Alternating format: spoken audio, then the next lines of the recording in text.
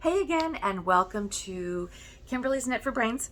And I wanted to come back and talk about my girl Tinna. Actually, I think she's kind of everybody's girl. Who doesn't love Tinna, right? I've gotten so many comments on the video that I did on the tutorial for the purse that she did, which some people were like, "You still didn't get it, sister." I'm like, it's okay. It's a learning process. But you know what? I love my Tinna bag. I made this and I'm so proud of it and all the little design elements and all the funky stuff, but I love it. So I'm going to keep it. But I will say that I was a little frustrated in some of the patterns, not because of Tinna, because her tutorials are amazing, but I was more frustrated for me. Like they just weren't turning out right. So I thought I knew everything, but apparently I didn't. So I went all the way back to the beginning and I watched her 2 tutorial videos, one on the Apache Tears and one on reading a chart. And if you're going to do any of Tinna's patterns, let me tell you, go back to the beginning and watch at least those 2 videos. I watched the Apache Tears pattern last night and voila, and it's perfect. It worked out just exactly the way I wanted to. And what I'm going to do is I'm going to attach a little tag to this and I'm going to call it Apache Tears. So I'm going to keep these little samples just to sort of a color scheme and just to kind of remind myself of how these patterns work. Okay. So this was the Apache Tears. It's about a 45-minute, just under an hour video. Do yourselves a favor and watch the video. What I learned in that video that I hadn't picked up before was I believe that I was stitching into she's got a border stitch on each end that you're not actually supposed to crochet into. You basically tie it off because you don't go back and forth like regular crochet. You do a stitch or a row rather, clip it, do another row, clip it, do another row, clip it. So you don't go back and forth with one continuous strand. You cut them every single time. And what you do is you sew off, or you bind off rather, that last strip. And I think what I was doing was I was crocheting into that last stitch, and there lied my problem. And I found this out last night as I sat and I did Tinna's Apache Tears video. So that was this one here. The next one that I watched was on charts. Now, Tinna does some beautiful, very, very easy to understand charts. If you've ever looked at charts before, hers are one of the easiest to understand. If you don't know what I'm talking about with charts, let me show you. So I am going to attempt to do the Indiana Afghan, which is by Tinna. This is Tinna. This is our girl right here. And I just saved myself on printing and I did it in black and white. But this is absolutely glorious, gorgeous, beautiful. The colors are so vibrant. Kind of looks like my wall hanging back there.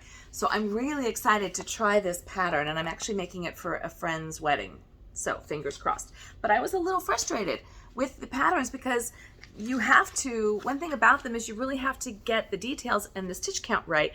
Otherwise, they're going to be off. And so what was happening is my stitch count was just a little bit off. Each row I think, stitching into, stitching into that last piece. But do I love this purse? Yes, I really, really love my purse.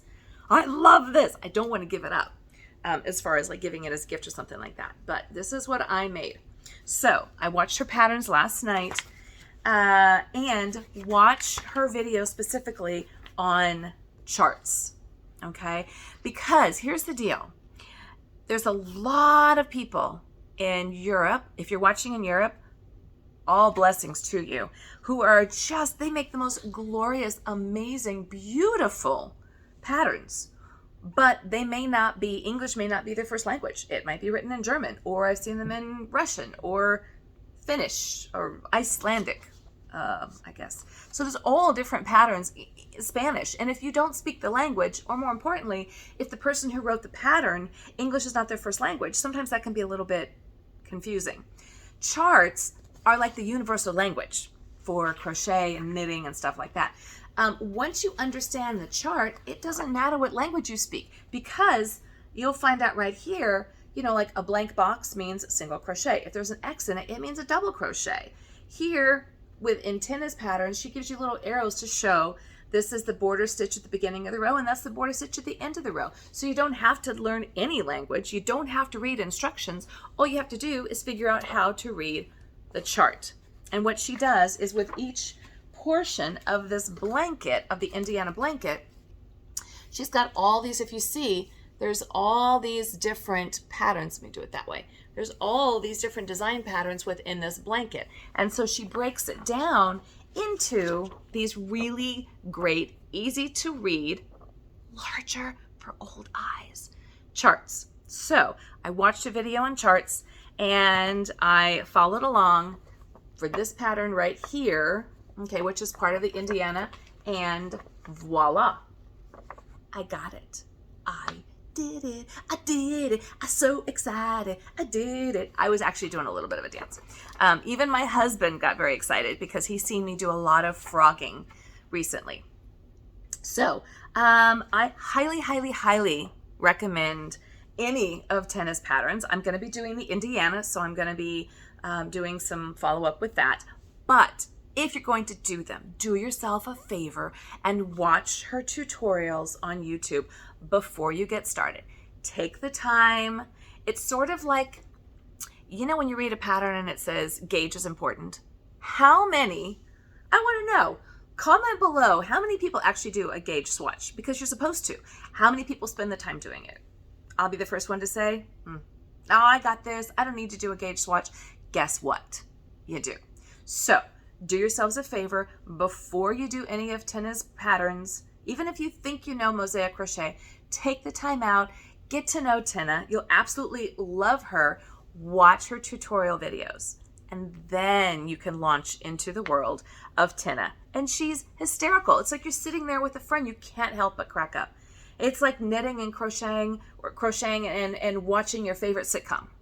So I highly recommend. I'm going to go ahead and include a link to these two tutorials in the bottom of this video. So this would be my review of Tinna's Apache or Introduction to Mosaic tutorial, and also to her Introduction to Charts tutorial. I guarantee you, you will not regret it. So that is my advice to you. My suggestion to you is take a little bit of time, watch my video, but go and watch hers. Go back to Tinna and have fun with Tinna. And please comment below. I've had so much fun with people commenting about Tinna, because who doesn't love her? And so if you've done her patterns, comment below. I want to know what you've done. If you have any suggestions or hints or anything that you found after doing them that works, please comment below and let me know and share, because we're all in this together. Okay, so I take everyone's comments with a lot of love. And then I made this beautiful purse, which I love, with all its design elements. So thanks so much for watching. Please like and subscribe, and there will be more, all kinds of more videos coming up. So I plan on spending a lot more time with you. So thanks so much for watching. Kimberly with Knit for Brains, signing out.